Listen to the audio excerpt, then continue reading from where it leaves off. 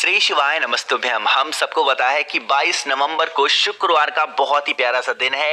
मार्गशीर्ष महीने का ये शुक्रवार का दिन तुमरुका जयंती के नाम से भी जाना जाता है ना। तो आज इस पूरी वीडियो में तुमरुका जी के करने वाले हम लोग 5 महा उपाय की बात करने वाले हैं। जो कि सबसे पहला उपाय होगा आपके घर में अगर धन संपदा नहीं है उसके लिए, आपके बच्चों के लिए होगा। बीमारियां अगर बहुत ज्यादा आपके घर में जा रही हैं और आप उससे निवारण नहीं पा रहे हो, मतलब घर में बहुत बीमारियां हैं, तो आपके लिए होगा। साथ ही साथ बरसों से आप परेशान हो अपनी मनोकामना के लिए, तो भी आप इस उपाय को कर सकते हैं, ठीक है ना। एक एक उपाय की तरफ हम लोग बढ़ते हैं। बहुत स्पेशल सा दिन है, प्यारा सा दिन है। सारे उपाय तुमरुका जी के नाम से करने हैं, तो आपको समझने की जरूरत होगी, ठीक है ना। चलो सबसे पहले हम लोग बात करते हैं इस उपाय के लिए। अगर आप पे घर में धन संपदा की कमी बहुत ज्यादा है, माँ लक्ष्मी का वास घर में नहीं होता, तो क्या करना। देखो स्क्रीन पे आप सभी को बेलपत्र दिख रहा है। अब हम धन संपदा के लिए बेलपत्र का ही इस्तेमाल क्यों कर रहे हैं? जैसे जो भगवान शंकर हैं, भोलेनाथ हैं, उनका सबसे प्रिय चीज क्या होता है? बेलपत्र। और बेलपत्र के नीचे किसका वास होता है? माँ लक्ष्मी का, माँ पार्वती का, ठीक है ना। तो इसीलिए हमें एक बेलपत्र लेना है जो कहीं से कटा पिटा ना हो, बहुत ही प्यारा सा हो, ठीक है ना। बेलपत्र लेने के बाद में हमारे घर में धन संपदा तब आती है जब हमारे घर में अनाज की बढ़ोतरी हो। कहने का मतलब है अगर अनाज का भंडार हमारे यहाँ ज्यादा है तो वहां माँ लक्ष्मी का वास होगा। तो आप अपने घर में से कोई सा भी अनाज का दाना लो। अगर मान लेते हैं जो अनाज मैं आपको दिखा रहा हूँ, गेहूं हो गया, मूंग हो गया, ये सब नहीं मिलता है, तो चावल का दाना तो घर में होगा। कहीं से खंडित ना हो, कहीं से टूटा हुआ ना हो, मात्र एक चावल का दाना ले लेना, ठीक है ना। अब इस चावल के दाने को लेकर के पहुंच जाना सीधा महादेव के शिवलिंग के पास में। तरीका समझना जो बताने जा रहा हूं।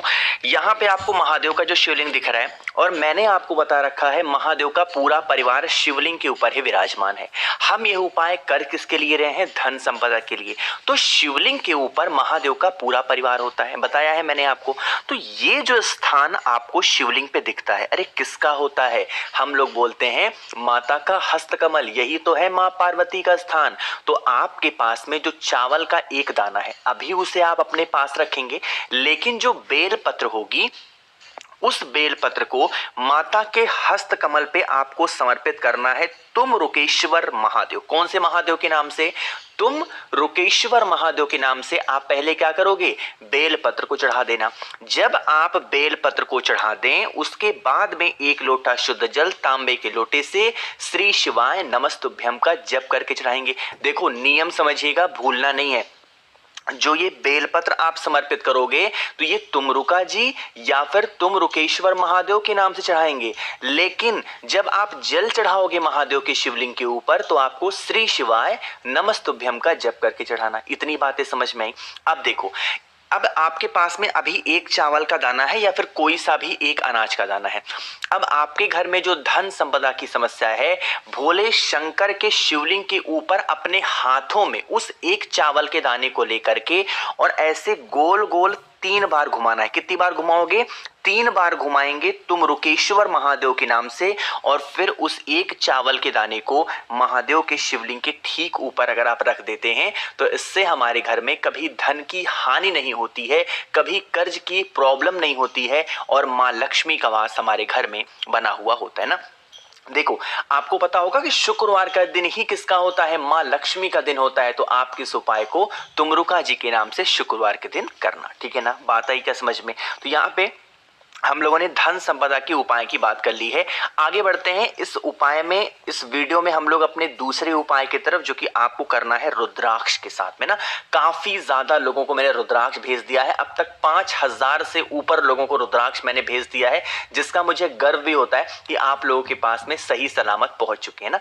अब जो रुद्राक्ष मैंने भेजे हैं, जिन लोगों को आपके पास में रुद्राक्ष होंगे, आप उन रुद्राक्ष का इस्तेमाल कर लो, या जिनके पास में रुद्राक्ष नहीं है तो आपके आसपास मिल जाता हो कोई भी एक रुद्राक्ष, कितने भी मुखी हो। अगर आपको 9 मुखी मिलता है तब तो बहुत सुंदर है, बहुत अच्छी बात है। क्योंकि किसी को भी कंट्रोल में करने के लिए, चाहे आपके बच्चे हो, हस्बैंड हो, वाइफ हो, है ना, तो उनको कंट्रोल करने के लिए 9 मुखी रुद्राक्ष ही सर्वश्रेष्ठ माना जाता है। तो अगर 9 मुखी है तब तो बहुत अच्छी बात है, और नहीं है तो कोई सा भी रुद्राक्ष इस्तेमाल कर लो, ठीक है ना।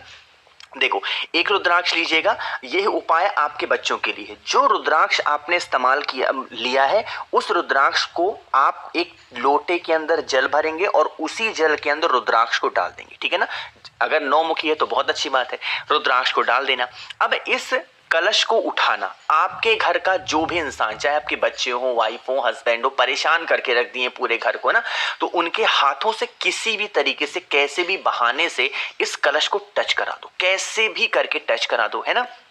और टच कराने के बाद में फिर से महादेव की एक बहुत ही प्यारी सी चीज, बेलपत्र को लेना और फिर पहुंच जाना महादेव के शिवलिंग के पास में, ठीक है ना। अब यहाँ पे थोड़ा तरीका समझिएगा। जब आप महादेव के शिवलिंग के पास पहुंचेंगे तो जो कलश के अंदर आपने रुद्राक्ष को डाला है, उस रुद्राक्ष को निकाल लेना। कुछ लोग पता है रुद्राक्ष कैसे निकालते हैं, मैंने तो देख रखा है अपने आंखों से। उंगलियों को डालेंगे और फिर उंगली से रुद्राक्ष को उठा लेंगे। जैसे ही आपने उंगली को जल के अंदर डाला, ये जल हो गया दूषित, और दूषित जल जैसे ही महादेव के शिवलिंग के ऊपर चढ़ाओगे तो आपको क्या लगेगा, दोष लगेगा। फिर कहोगे भैया उपाय करते हैं, फायदा नहीं मिल रहा है। उंगलियां डाल दोगे अपनी गंदी सी तो कहां से फायदा मिलेगा। तो जब रुद्राक्ष को निकालना तो उसमें क्या करोगे, चम्मच का इस्तेमाल करो, छोटी सी लकड़ी ले लो, कुछ भी कर लो, उससे आप रुद्राक्ष को निकालना, ठीक है ना। चलो, अब इतनी बात समझ में आई। अब उस कलश को क्या करेंगे, कलश का जो जल होगा, उस जल को पूरा महादेव के शिवलिंग के ऊपर समर्पित करेंगे। नाम क्या लेंगे, तुमरुका जी के नाम से। किसके नाम से, तुमरुका जी के नाम से पूरा जल समर्पित करेंगे। यही जल बहता हुआ जलाधारी से नीचे गिरेगा, जल को रोक लेना। अब देखो थोड़ा तरीका समझिएगा। ये जो जल आपने रोका है ना, इस जल को घर पे लेके जाओ, जितने भी दिन ये जल चल पाए किसी भी चीज में मिक्स करके उस इंसान को पिलाना स्टार्ट कर दो। और जो रुद्राक्ष आपने जल के अंदर डाला था, जो इंसान गुस्सा कर रहा, क्रोध कर रहा, बहुत चिल्ला रहा है, उस इंसान के कमरे में कहीं पे भी उस 9 मुखी रुद्राक्ष अगर आप रख देते हैं, यकीन मान लीजिए जीवन की जो समस्या होगी आपकी ना, वो खत्म हो जाएगी। और अगर आपको रुद्राक्ष चाहिए, थोड़े से बहुत ही कम प्राइस में है, तो 9005643345 मेरा व्हाट्सएप नंबर है, मैसेज करिएगा, मैं आपके घर तक भेज दूंगा, ठीक है ना। बाकी ऑफर जो भी कहोगे मैं दे दूंगा। अब बात करते हैं इस वीडियो के हम लोग अपने तीसरे उपाय की तरफ। और ये जो तीसरा उपाय है किसके लिए है, बीमारी के लिए, ना। हम लोगों ने यहाँ पे 2 उपाय की बात समझ ली है, तीसरा बात करते हैं बीमारी को लेके। आज के टाइम पे ना हर इंसान सोचता है कि हमारे पास भले ही थोड़ी बहुत चीजों की कमी हो, बट हमारे घर में बीमारी कभी ना आए, तो आप इस उपाय को करेंगे। लेकिन उससे पहले जल्दी से करिए वीडियो को लाइक, और जिसने अभी तक चैनल को सब्सक्राइब नहीं किया तो करिएगा चैनल को जरूर सब्सक्राइब, ठीक है ना। देखो, समझने की कोशिश करते हैं। स्क्रीन पे आप सभी को क्या दिख रहा है, ये है मिश्री के दाने। जरूरी नहीं है कि मिश्री ही लेना है, आपके पास में गुड़ के दाने हो उसको ले सकते हो, आपके पास में कुछ और मीठे में हो उसको ले सकते हो। कितने लेने हैं, 7 दाने लेने हैं, या 7 टुकड़े, बहुत बड़े नहीं लेने, बहुत छोटे छोटे टुकड़े लेना। उस टुकड़े को लेना और उसके बाद में महादेव के शिवलिंग के पास जाना। यहाँ पे हमें 2 नाम लेना है महादेव का। पहला नाम कौन सा होगा, देखो, कोई भी चीजों को, जो भी मीठा लिया है महादेव के शिवलिंग के ऊपर नहीं चढ़ाना है। अपने राइट हैंड में, दाहिने हाथ में लेंगे, 7 बार उस चीज को अपने हाथों में लेकर के घुमाएंगे महादेव के शिवलिंग के ऊपर, क्लॉकवाइज डायरेक्शन में, जिस दिशा में घड़ी घूमती है। यहाँ पे कल्याणेश्वर महादेव का स्मरण करेंगे। कौन से महादेव, कल्याणेश्वर। बीमारी के लिए 2 महादेव का नाम लेते हैं, एक तो कल्याणेश्वर महादेव और एक तो कुंदकेश्वर महादेव। लेकिन यहाँ पे हमें कल्याणेश्वर महादेव के नाम से अपने हाथों को 7 बार घुमाना है, अपने हाथों में कुछ भी मीठा लेकर के। और फिर जब उस मीठे को लेकर के आप अपने घर पे जाएंगे और उस व्यक्ति को खिलाएंगे, बीमार वाले इंसान को, 7 दिनों तक लगातार एक एक टुकड़ा, तो वहां पे तुमरुकेश्वर महादेव का स्मरण करके खिलाना। आपके घर की जो बीमारियां होंगी वो कहां चली जाएंगी आपको खुद भी पता नहीं चलेगा, ठीक है ना। 3 उपाय आपको समझ में आ गए। आखिरी उपाय की हम लोग बात कर लेते हैं, जो कि है मनोकामना पूर्ति के लिए, ना। जैसे बहुत उपवास करते हो, व्रत रह रहे हो, फिर भी आपको कोई बेनिफिट, कोई फायदा नहीं मिल रहा है, तो आप इस उपाय को करिएगा।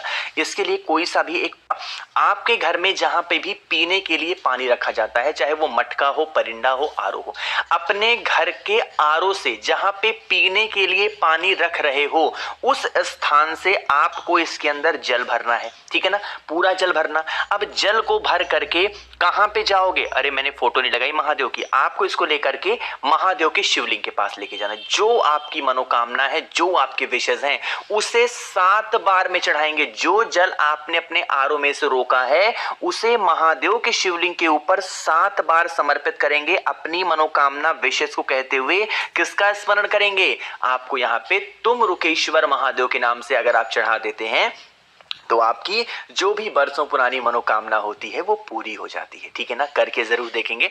बाकी मैंने कोशिश की है आप सभी को सारी चीजों को बहुत ही अच्छे से समझाने की। बाकी आपको कुछ चाहिए होगा पूजा पाठ से संबंधित, नंबर मैंने आपको दे ही दिया है 9005643345 मेरा व्हाट्सएप नंबर है। मैसेज करिएगा, मैं आपके घर तक हर उन चीजों को पहुंचाऊंगा जो आपको नहीं मिलती है। तो बाकी वीडियो पसंद आई हो तो लाइक करेंगे, कुछ पूछना है नीचे कमेंट सेक्शन में पूछे, और मेरे जितने भी भाई बहन आवाज आज मेरी पहली बार सुन रहे हैं चैनल को जरूर सब्सक्राइब करेंगे। श्री शिवाय, नमस्ते।